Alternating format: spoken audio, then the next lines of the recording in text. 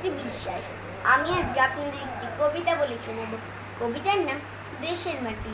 লিখেছেন সত্যেন্দ্রনাথ দত্ত।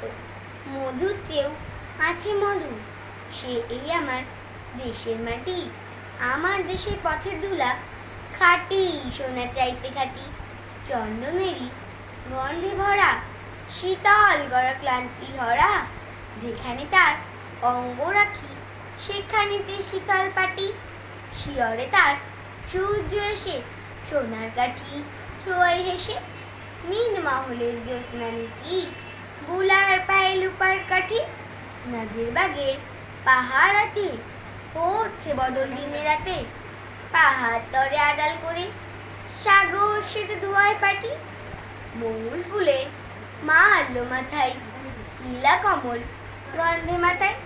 পায়া জোরে তার লবঙ্গ ফুল, অঙ্গে বকুল আদ্যপাটি। নারকেলের গোপন কোষে অর্ণপানি যোগাই গোষে।